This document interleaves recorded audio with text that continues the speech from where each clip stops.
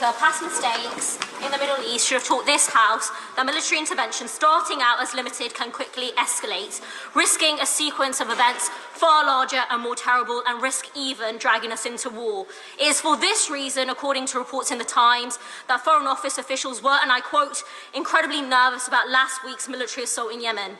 Driving the region's instability is Israel's horrifying assault on Gaza, which has now lasted more than 100 days. So rather than giving Israel the green light to continue its brutal bombardment of Gaza and risking a wider conflict, will the Prime Minister seek to de-escalate the situation and call for an immediate ceasefire? Prime Minister. Perhaps the Honourable Lady would do well to call on Hamas and the Houthis to de-escalate the situation. Andrew Percy.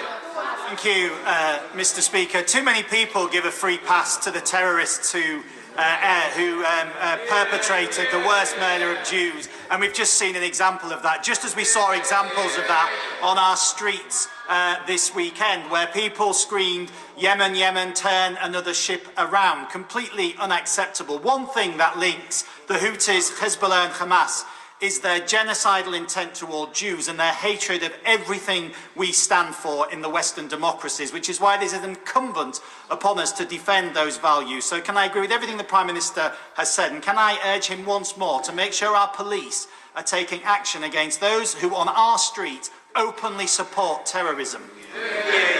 Prime Minister. Well, can I reassure my honourable friend that the police do have extensive powers to arrest those who incite violence or racial hatred.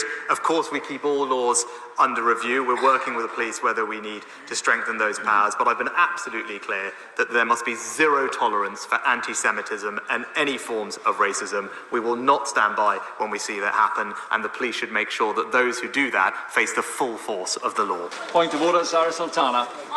Order, Mr. Deputy Speaker, and in line with the House's rules, I informed the member in question that I would be referencing him. In the previous statement, the member for Brigg and Goole implied that I had just, and I quote, given a free pass to the terrorists who carried out the October the 7th attack. Mr. Deputy Speaker, that claim is grotesquely untrue.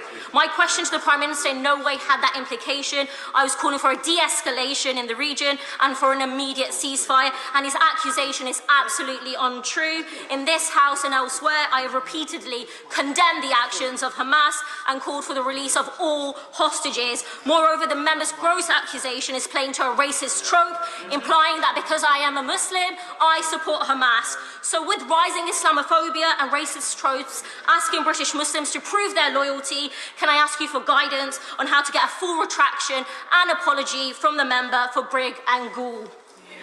Further to that point of order, Andrew Percy. As loath as I am to engage in this silliness, let me be absolutely clear.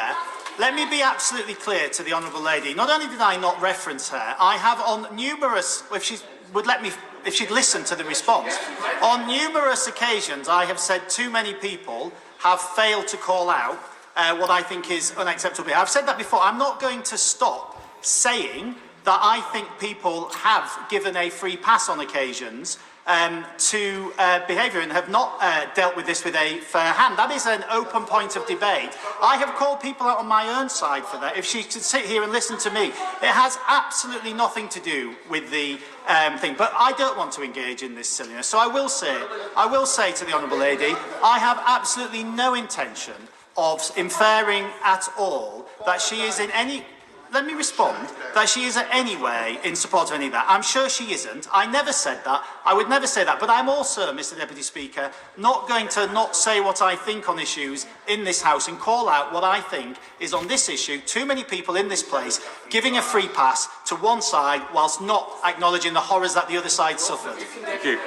I'm going to allow that on both sides to stand on the record. Leila Moran, point of order. On a point of order, Mr. Deputy Speaker, I'd like to seek your guidance on the Parliamentary Convention regarding the deployment of UK armed forces for armed conflict. The Prime Minister will have heard the consternation from members across the House about MPs having a say on this deployment to troops in the Red Sea. There is a convention that was forged in the fire of the Iraq war debates that this House has its say in advance of any military action. This was confirmed on the floor of this House on the 10th of March 2011 under the then Prime Minister, now Foreign Secretary Lord Cameron, when the Leader of the House said, and I quote, "We propose to observe that convention except where there is an emergency and such action would not be appropriate." Now, we are told that these strikes have to be debated, were about to happen for weeks, so it's not an emergency. And the Prime Minister mentioned a process in 2015, I presume to do with Iraq. But in that justification on the floor of this House again, the Minister said that it was not military action. In fact, it is only the 2018 lack of vote and debate that is the aberration since 2002. So the question I have for you, Mr. Deputy Speaker, is does this Prime Minister observe the convention, and what is the guidance for this House, what is the process to ensure that we can hold the government to account on this matter that should have urgent consideration? I'm grateful to the honourable member for her point of order and giving me advance notice of it. Since 2011, the government has recognised the convention that before troops are committed, this House should have an opportunity to debate the matter. The government has undertaken, in the Cabinet Manual and in statements to this House, to observe that convention, except when there is an emergency and such action would not be appropriate. It is for the government to explain to the House why prior parliamentary authorisation was not appropriate in this case, and as she will have heard, he was asked directly by Mr. Ford about pre-authorisation, and the House heard the Prime Minister's response to that question. So thank you very much. We will now pass on to the presentation